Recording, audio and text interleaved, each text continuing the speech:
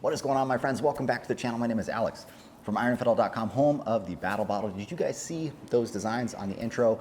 They are amazing. If you're watching this day one, they're probably not out yet, but if you're watching a couple weeks after this video is released, they probably are out. Check out the link down below, pick one up, and you'll be supporting us. Thank you guys who have already picked up a bottle. I really do appreciate you guys. I have a few administrative things before we jump into the topic today. First is going to be sponsors. As you know, YouTube does not like us. They think we're scary. They think the content we make is scary. They think guns are scary. So they don't support us. They don't allow us to make money on YouTube. But luckily, we have the best sponsors on all of YouTube. And I really mean that. We have High Speed Gear, the maker of the taco pouch, the most versatile mag pouch on the market. I've been using the taco pouch since well before this channel, well before this business. I was using it on patrol, I was using it on SWAT, and I just love the taco pouch. I think it's super versatile. You can put any magazine in there, and they're original maker of that. There are some copycats out there now. So if you want mag pouches, definitely go to High Speed Gear. And also HRT Tactical, they are making waves in the plate carrier industry. They make the best plate carriers. They are super versatile. You can put front placards on, back panels, mix and match, do whatever you want. They also have chest rigs.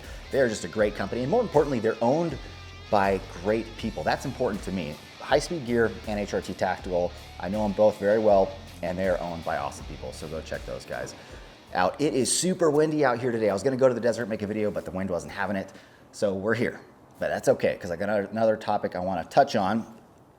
But first, guys, we're entering into a slow month on the channel. I'm trying to get out, a video a week, but it's probably not gonna happen this month just because we've been so busy with the bottles. That's a good thing, but it's just really tough to keep up with it. And I have a friend who's been in need of some help, and I've been spending a lot of my time helping him out just till he can get back to where he needs to be. So life happens, guys. That's the way it is. The topic, sorry, that was long-winded. The number one hole in the prepper community. And when I say prepper, that's kind of all encompassing. You got your stereotypical prepper guy who's preparing for the end of the world, end of civilization. I don't say that as a derogatory way at all. It's just that stereotypical guy. And then also your micro scale prepper, someone more like me. I'm preparing for an incident that could pop off out in public, like an active killer, or something happens like a home invasion. That's really what I'm preparing for. But they're both kind of within the same realm of preparedness. And we'll just breeze through your stereotypical guy real quick and why fitness is so important. Imagine, it's the end of civilization, you have your bug out location, you got your bug out loaded up with 100 pounds on it, and you gotta go 5 miles to get to your bug out location. Is your vehicle gonna get there? Because if it can't, say due to the terrain, due to lack of fuel, due to it breaking down, if you can't throw that bag on your back, that pack on your back, and hike 5 miles, well, that's a problem because you can't get to your location. So it's kind of all a waste. You can see how that's a problem. Also, if you have a daily calorie consumption of like 5,000 calories, and you got to cut back because you have a lack of food to 2,000 calories, 1,000 calories lower, you're going to be hurting. You're going to be hurting really bad, low energy levels. So those are problems. I don't really need to talk about those much more. But your micro scale prepper guy, in preparedness for that EDC style guy, I think there's 3 phases. There's your mental preparation, putting your mind there before you're actually there. I've talked about that a lot on different videos on this channel. Then there's your physical preparation, making sure you're physically fit enough to defend yourself and execute on whatever decision you made.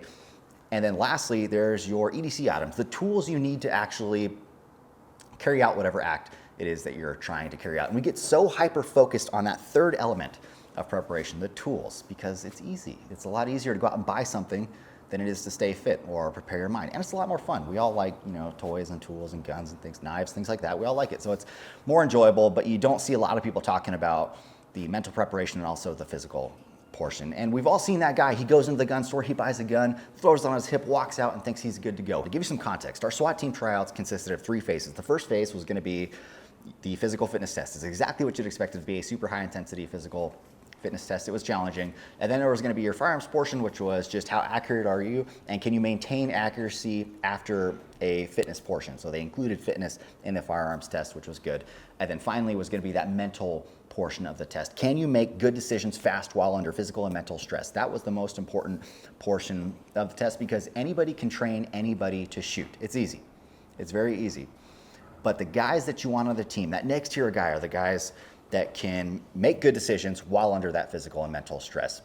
And that's not something you're just born with. It's not something where you either have it or you don't have it, tough luck if you don't have it. No, it can be trained into you through stress inoculation, things like force-on-force training, experience, and then, yes, physical fitness training. Conditioning your mind to maintain clarity in those high-stress environments. And we've all seen those videos of the police officer. He gets on a traffic stop, gets out of the car, takes fire, returns fire, runs behind the vehicle, takes cover, gets on the radio, and it sounds like he just ran 400 yards. Go, bro! Oh my God, I'm shaking! Go, bro! Don't move, baby! Code 3! Get the baby girl out of here! Don't move, sir. Go, bro! Move, babe, please. Whatever you... 6921, give up! Back here, code 3! Shots fired! Is he really that out of shape? No, of course he's not that out of shape.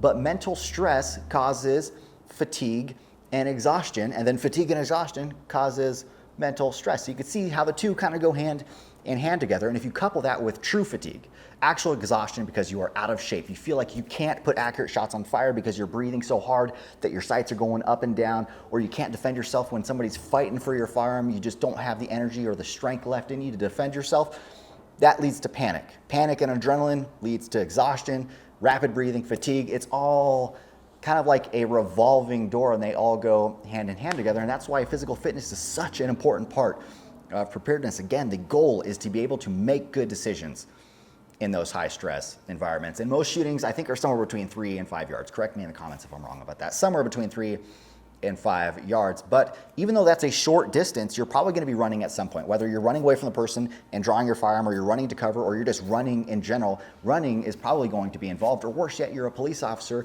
and you're wrestling somebody for a firearm. Whether it's your firearm he's trying to take out of your holster, or maybe he's pulling a firearm and you're wrestling with him to get it. I give you 30 seconds.